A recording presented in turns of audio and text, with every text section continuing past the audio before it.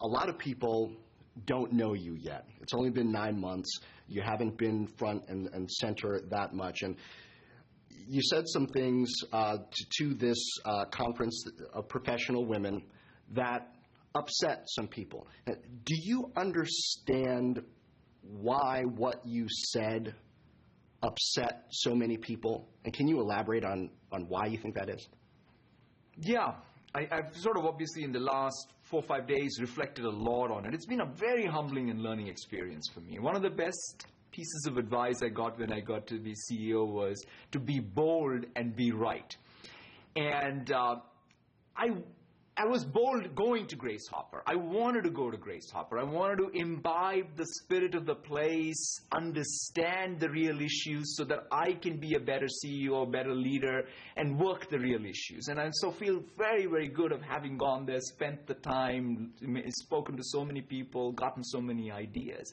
But I was completely wrong in the answer I gave to the question that was asked around how should women promote themselves and make advances to their own careers.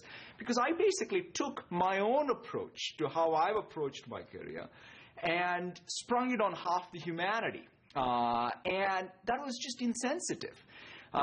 It was, as I reflect on it, and especially since the conference, because I just gave a very generic answer based on, quite frankly, what I've believed and how I've practiced and lived my life, without thinking through, what if someone was faced with bias in their career? How would they feel by sort of getting advice that says be passive?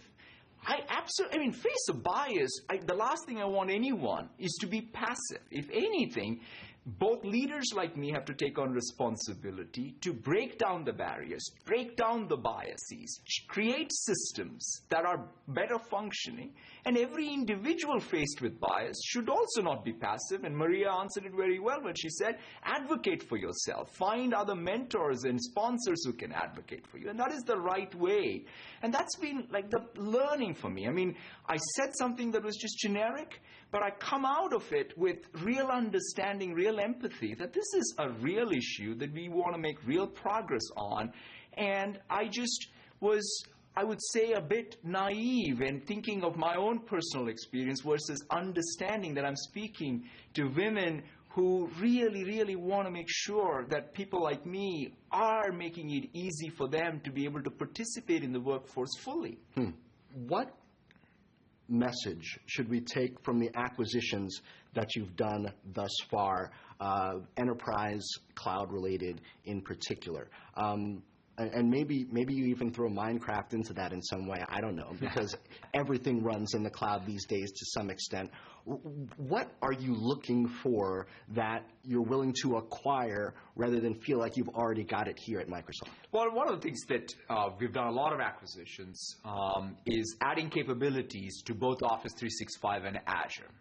One of the best acquisitions we did in the last couple of years was StoreSimple, which is a beautiful appliance that you can stick into your data center, and it automatically cloud tiers your storage. Because one of the things that happens inside our data centers is you're continuously buying more storage, because guess what? Every application is generating more data.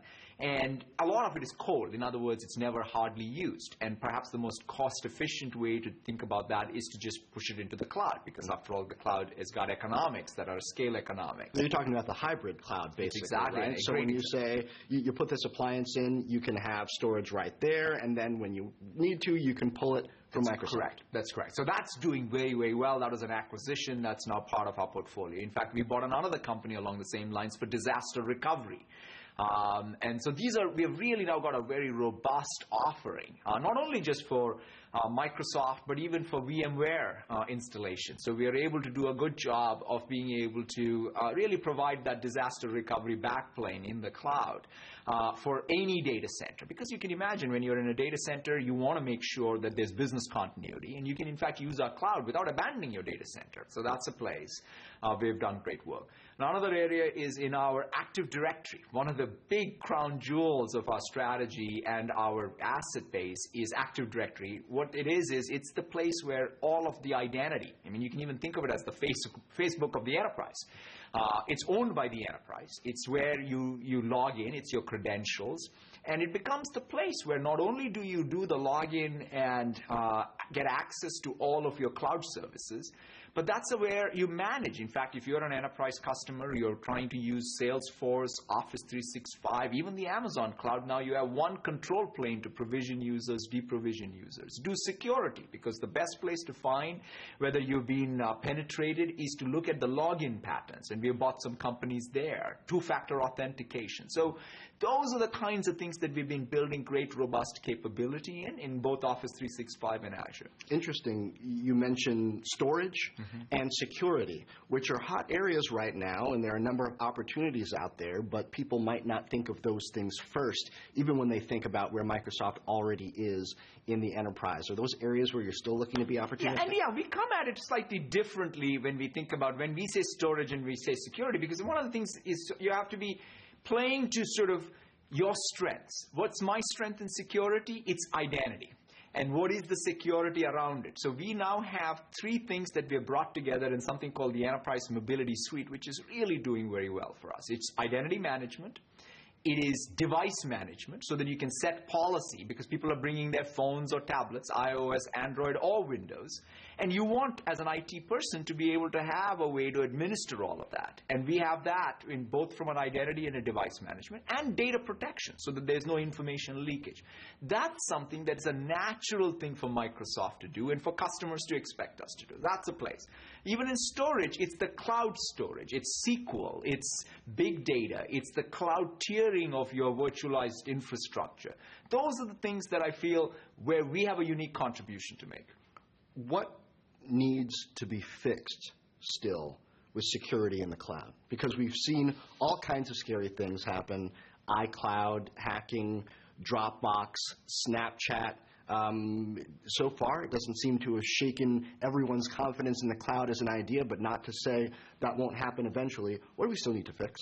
I mean, this is going to be something that's going to be front and center. I would say both privacy and security are perhaps topics that each one of us has to take some principled stances on, and then keep working on it. And how do you differentiate between the two, privacy and security? See, first on privacy, it's very simple. In our case, we've taken the stance that the user is in control and we want to be transparent. So that's sort of what every product of ours needs to really adhere to, both on the consumer side and, of course, in the enterprise side. We don't set the policy. Our customers who use our infrastructure set the policy. Then when it comes to security, our core is that we have to have great operational security. When you talk about it's a constant thing. It's not about we can sit on and say, well, we've got great operational security. Every day you learn about the new attack vectors, and you get better, and you get better. But the truth is that if you're running something as complex as Azure and Office 365, your learning curve is so much better than anyone else who's not dealing with all these various attack vectors. That doesn't mean that something bad won't happen. But it means that we will have capability that is more sophisticated than anybody else. But we have to keep at it. The other thing on security, though, is the stance we have taken around what does it mean to work within some framework of law. Because one of the key things that matters to corporations, matters to citizens, matters to companies in other countries, is what is the framework within which you're operating. In our case, we've drawn the line and said that, one, we don't give any unfettered access to data in our cloud to any government agency without some due process or law, and we are going to fight any court orders to access data that's overseas. Because we think that that's important for us to take a stance so that the global ability of clouds doesn't get stymied. All right.